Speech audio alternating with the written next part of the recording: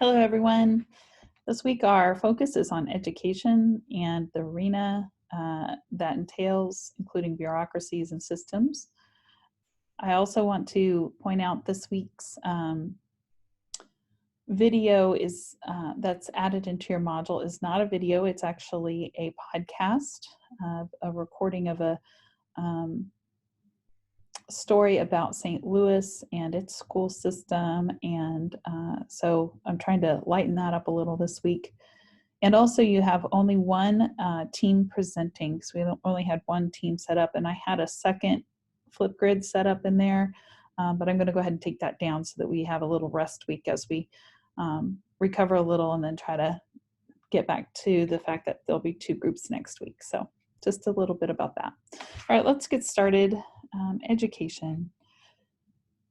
The new educational standard has been mostly in place since the 60s. Right after World War II, we started to see the ramping up of young people being encouraged to go to college, especially white males, but also we started to see a more diverse group of people going to college. We also have to be aware that that meant that there is in existence a large group of people that were born prior to World War II, and that the possibility of college education for that group wasn't as emphasized. And so we have kind of a dichotomy or a chasm between older persons and their education level and the expectations of current levels. The bachelor's degree then is the new high school. In 2016, 88.4% of adults 25 or older had completed at least a high school degree, which is a high level. More than 33% of all adults had attained at least a bachelor's degree. Yeah, when we look at the not only the difference of the completion, we see that older adults, 65 years or older, still completed high school at a lower rate than those who are 25 to 35 years old, who completed at 87%. Educational attainment level of adults will continue to rise because as younger, more educated age groups replace older, less educated ones, and specialization continues to occur in a more entrepreneurial, capitalist, venture experience of how we do global capital, that specialization is expected more from the job market. I'm going to look at a few of the theorists and the theories that help us to look at each, look at things with a different lens. Functionalists, of course, look at what's going on and how a system functions. And right now would be really interesting because I know that most functionalists would think we're dysfunctional, and I would agree. We were not set up for this type of a pandemic and or a society that doesn't continue to produce and take any time off. And so it is interesting if you are a functionalist, there would be critical work being done to, alleviate the issues that we see coming to the forefront. Of course, the functions present themselves in two different ways. Manifest functions are the intended consequences. For example, our education system and our whole life of education, whether it be in the family or in the institution of religious education or even job education. The whole idea behind that word is to socialize, develop, and prepare people for employment and or deployment sometimes. And we can make sense of that. The latent functions, however, tend to come out when a system is completely dysfunctional, and we see people start to complain about what we were relying on in the prior setup, and realizing when those functions fail that we have nothing set up to help us manage that. So, for example, public babysitting. Our schools serve as public babysitters while people work. The control and timing of people entering the labor force, the amount of authority you are given for certain jobs, entry levels versus later on management, or it depends on the type of market. Even as an artist, a young person may be seen as a new and upcoming artist, but they're not given the same level of authority as a more seasoned artist would. And it also establishes and protects our social networks, meaning the way we see life and how we are socialized is normalized through education. Educational systems also take over the functions of other institutions, as we've seen the family. We have seen a lot of, for example, children receiving breakfast and lunch on 9-month calendars, sometimes even during the summer. And that's something that had prior been the work of family members, making sure all meals were taken care of. Functionalists argue that these additional tasks make it difficult to accomplish education's primary tasks. So this is where a functionalist might struggle with social systems or social welfare, although I kind of wonder if we would have been better set up with it, with this current epidemic problem. So, but I would still say that there's going to be a lot of argument about the function of education and where we're going to be going with that. The conflict perspective, Mark's thought of the haves and have-nots play out here, and socioeconomic class systems, and not being used as an equalizer. Not everybody gets an equal opportunity education. In fact, if you're born into a particular system and culture, you have a lot of disadvantages sometimes, just because the class system has labeled, and that seems to be normalized and hegemonic, meaning the whole system is built that way and we see that as normative. The socialization function of education then indoctrinates Western bureaucratic ideology, at least in US and Western functions. I would separate that European culture is not so tied to the ideology of the individual Westerner. That sense of capitalism is often blended with some forms of socialism. And we also see a particular kind of child being the end result, an organizational child who is rewarded for conformity, discouraged from individuality, and prepared for the demands and constraints of a bureaucratic world, as if that is the end goal of life. The conflict perspective also perpetuates racial and economic inequalities. I would also say gender inequalities, and creates usually a binary system. So middle and upper class children have more cultural capital, giving them advantages over lower class children. This meaning they might have opportunities to go to camps, be able to participate in programs that advance their education and their networks, and that not being given to lower class people, especially if a young person, for example, is in high school and coming from a working class family. They may be expected to work all the way through high school, and their networking is built around that work and that labor, and not necessarily about going to culturally connect with other persons who could help them with social mobility. Social capital can also be procured through engagement in class-linked extracurricular activities, meaning there's a reinforcement of the in-group being a particular class, and often a particular race, and often a particular gender. The feminist perspective often helps us see that gender not only plays a role in education, but it has been reified and continues kind of a misogynistic approach to female education versus male education. Again, it also points out the binary, and we'll talk a little bit about that in a second.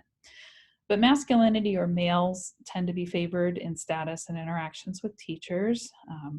I know of males that have had bad interactions with teachers, so it's not saying that that can't happen, but it does say that statistically, we see the advantage of those who are male or identified as male gaining advantage over time. Girls are invisible and often treated as second-class educational citizens in the classroom. This tends to start to diverge once puberty hits. We see a sense of, and oh, I don't know, and a view of children being children a little bit more often in elementary school, letting them play and often, be in games together and not having the same division. And then we start to see in mid to high school that different class system based on gendering begin to take effect. Boys then receive more praise and correction and feedback and active teaching as they get older, and girls receive a cursory okay response. And over time, this may have major intense effect on girls' lives. I remember in high school when I felt my class system, I've shared this before, and had to talk to a vice principal, showing them my grades, and that a teacher had put me and recommended me for a general English course, even though I was making 97% in their class, and had excellent attendance and all kinds of things. And so in this large school system, I had to set up an individual time with the principal. And I remember the principal being surprised too, but at the same time aware of the tracking. I noticed also that once I was in that class, the honors class, my senior year, I was in with a different group of people than I had been in the previous class. And those folks tended to have a higher socioeconomic level. So I think these are things that happen more often than we would assume. I like the interactionist perspective because the symbolism that goes beyond just functions and the problems is, what does it mean to be educated? And that seems like a very millennial question. I like how we study how the classroom dynamics and the practices to perfect the student and at the same time not create not so perfect ones is something that you can see from how interactions happen. I try to avoid that as much as possible. One of my greatest philosophies is that we learn from each other and that we can perfect each other. But perfection isn't a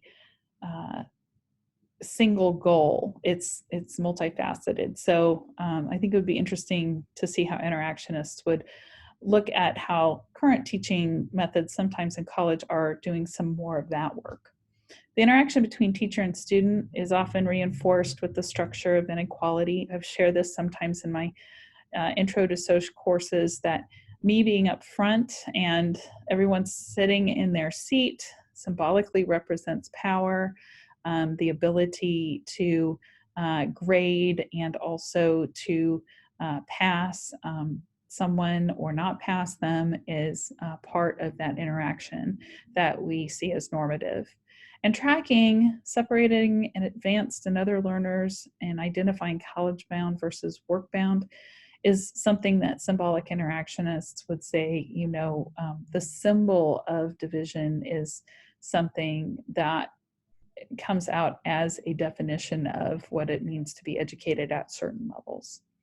Teachers, parents, and others might view students differently, and students' true potential may be hindered. And so we have to recognize with this lens what the symbolism of what we mean by education does to the labeling of a student. There are many problems and challenges, of course, in education.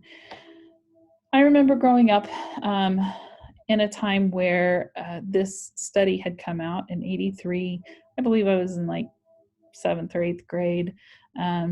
And this Nation at Risk created a lot of hot button issues about how we do our education system. What it found is that widespread failures in the educational system were happening, especially with attendance and test scoring, and also that we weren't raising scientifically and technologically apt students to compete. And when people say illiterate, I think it's really interesting because the people that were testing them didn't know how to run computers. They were learning as well. And we weren't in a generation where phones had taken hold, but certainly X generation was taking on things like just personal planners and stuff like that were electronic. And so I think it's interesting that they thought they were raising that. I would question whether or not the standards were being compared to other countries who basically put technology in the hands of younger persons earlier and also taught the adults to use it as well. Also, it is important to recognize the poor performance of American students compared to international peers was based on test scores, weaknesses of our school program educators, and lack of skilled American workforce. And during the technological boom, of course, most of our engineering was coming out of California, but most of our perfecting of that was happening in Asia. Problems and challenges often get sent to the lowest rung, lowest common denominator, and that is often teachers in our system. And so politicians and leadership will often come to declare that the education is failing due to lack of work from teachers, which I have never worked so much. This week, I have been on 24/7 and trying to finish this dissertation, and it's a challenge. But yet, I've heard people on Facebook getting mad at their schools and not realizing it's taken decades just to get universities to the level of online learning, let alone trying to get elementary school, junior high, and senior high at that level. So I think that's interesting how that challenge always ends up there. And they're also the ones who are the least paid out of the administrative life. And it also doesn't address the real social intersections of other problems that are caused by how we are organized based on our government systems.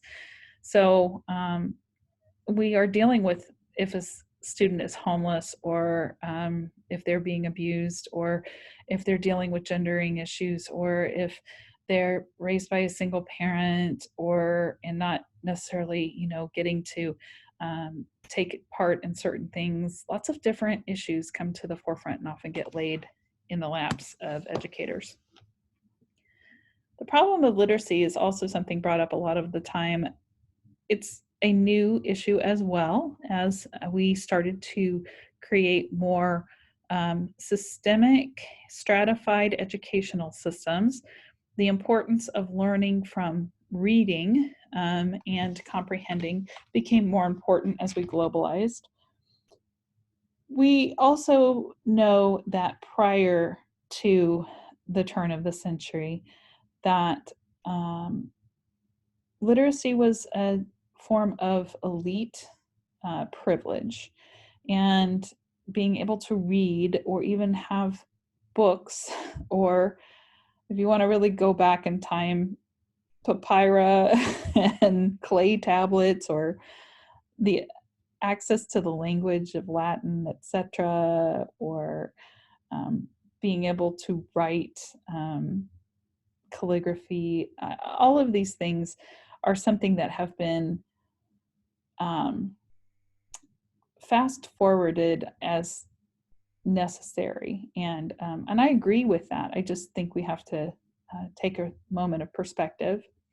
UNESCO estimates that there are more than 781 million illiterate adults and 126 million illiterate youth in the world.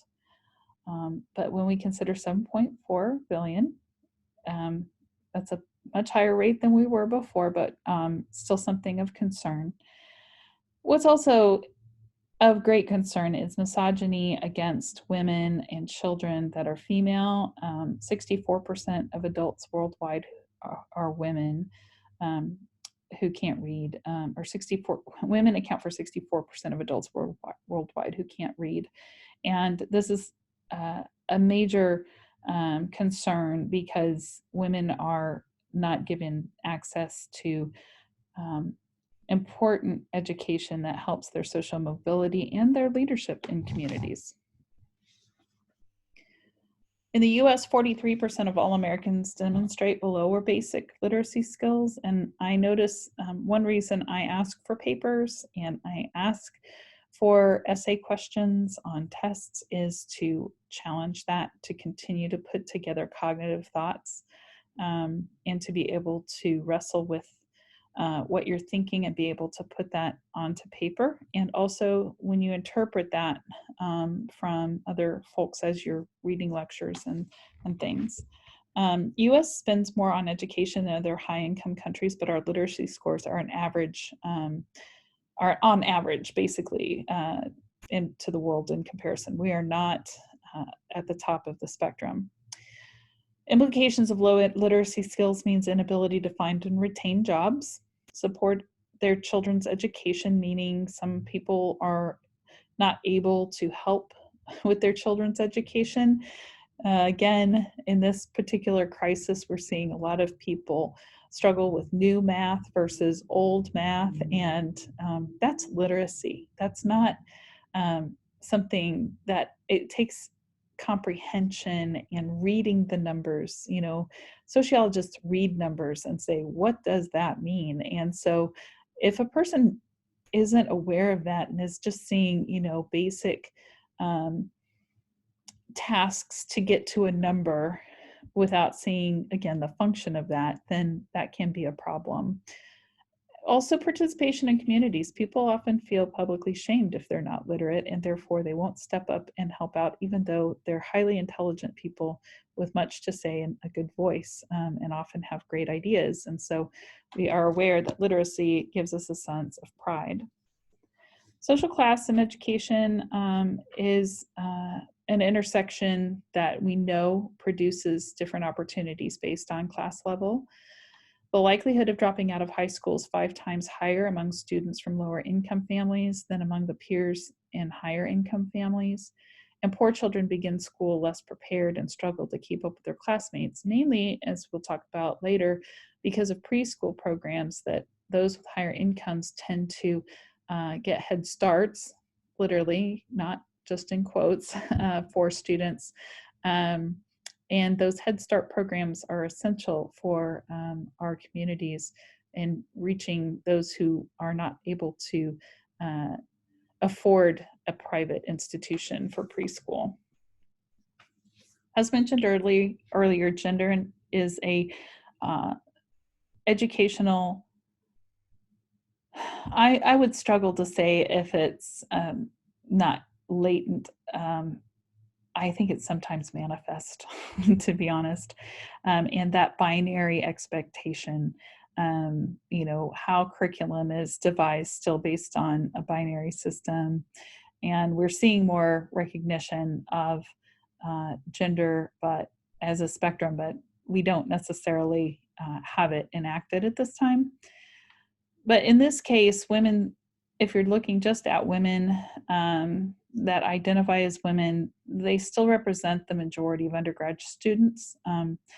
So we have more women in undergrad right now, but the types of jobs that women get as compared to men and the starting salaries still is quite varied. Men in math and science, computer science, engineering are the areas that, again, stress more masculine, patriarchal, systemic conformity, rather than other forms of perspective and insight and ingenuity. The hidden curriculum then perpetuates gender inequalities in these areas, saying, it's great that that female doctor or that transgender person is running for office, or, all of these things are used as labels, but we never say, oh, that male doctor. So we have to recognize that that is underlying everything. Boys tend to dominate class discussion and monopolize the instructor's attention. I bring this back, and this is different than the unicorn. I just found this one, which was the gingerbread person. Genderbread person. Gosh, I'm tired. Anyway, just to say, this is something that is becoming more accessible to the next generation of teachers, but still not taught how to deal with multiple gender identities, orientation, sex, and expression, and see how that needs to be part of our function as educators to not only recognize but honor that. And the reason is a lot of times students are dealing with a lot more violence and harassment in school for different reasons. In 2015, 5.6% of surveyed students nationwide reported missing school for one or more days because of safety concerns. That safety means lots of different things, whether it be body safety from bullying or harassment, sexual advances, actually being targeted to be physically abused. Lots of issues there. 16.2% reported carrying a weapon on campus, as we've seen higher levels of violence on campus with shooters, active shooters, and just the idea of active shooter training being something that's normative or becoming more normative. And that changes then the dynamic, not just of teachers, principals. It also changes the dynamic of everybody who works and every student. The whole symbolism that you aren't safe in school is a new, at least widespread idea. LGBTQ youth are subject to verbal and physical harassment. In 2015, 57.7% reported feeling unsafe because of their orientation. And in 2011, 48% of students experienced some form of sexual harassment. Ethnicity and race, when we look at education with these components of our identity based on the label that we either choose for ourselves or has been placed on us based on categories of race or ethnicity, and reminding ourselves that race is, physical attributes and ethnicity tends to be cultural. That there's a persistent academic achievement gap between Black, Latino, and Native American students and their white and Asian peers, and that continues to show up. So the lighter-skinned colorism is at play here, and versus that sense of, those brown-bodied persons that a lot of times get labeled.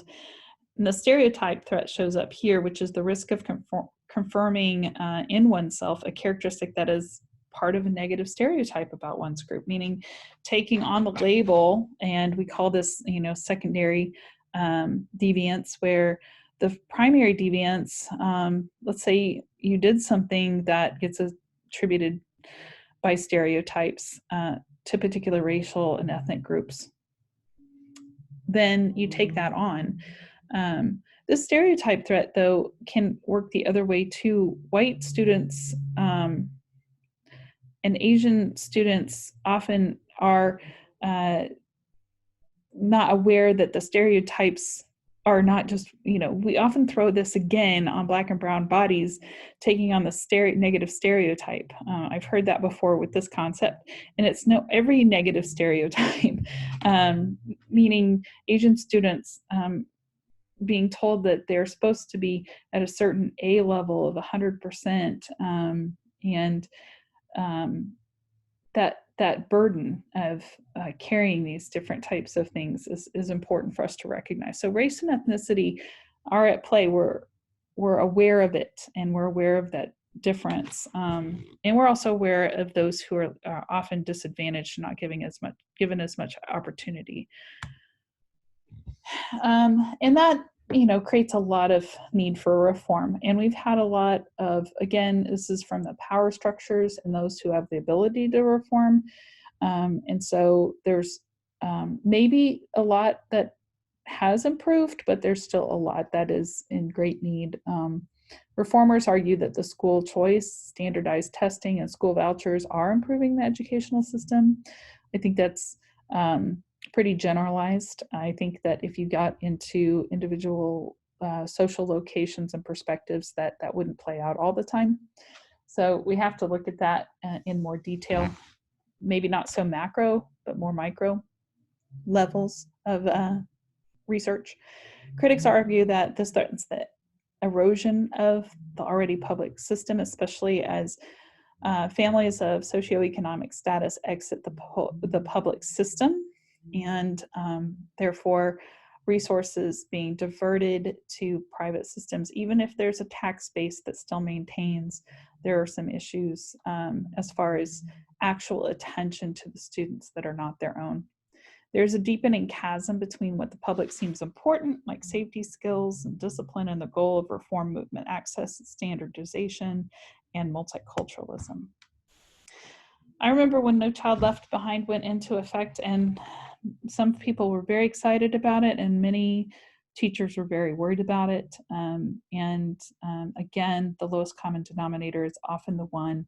And when I say that, I'm not trying to put down teachers. It's just sometimes how they're treated, that they are the ones then that have to make the change, even though the intersection of the problem lies in our cultural setup and the way in which we do not have an equal system. The major provisions for this No Child Left Behind Act were new reading and math standard assessments for grades 3 through 8 in high school, and more flexibility for states, local school officials to budget spending and programming development, the creation of a teaching quality program, consolidation of bilingual immigrant education programs, and increases in federal funding for Reading First Plan. These are not bad ideals. What was the problem is that no extra space was really given to be able to prepare for that. And we see still a lot of folks feeling this, which is it's testing to test, and which test am I getting ready for? That controversial element then is that public school choice and charter schools are given different standards. Annual testing of students in reading and math in order to establish academic benchmarks are not the only academic benchmarks that we need to be paying attention to. For example, emotional intelligence is something that we think about, people being able to cognitively think through a problem, to fail. All of these things are something that we don't necessarily know how to test. Parents have the option to move their children to another school if their school is not improving, therefore giving access and ability to those who have the social mobility to do that and the social advantages to do that. Critics say that the school choice provisions will only work if there are schools to choose from. Many districts don't have different schools, and so it's not an equal playing field when it comes to being able to choose. Head Start started way back in the 60s, and it was a program that currently 30 million poor and at-risk preschoolers have gone through since 1965. It began with preschool centers and expanded to serve school-age children, high school students, pregnant women, and Head Start parents. It also, excuse me, it also was a place that many people in social work will often work in our programs. If you're choosing to go into social work, Head Start programs are often, they utilize students a lot of the time.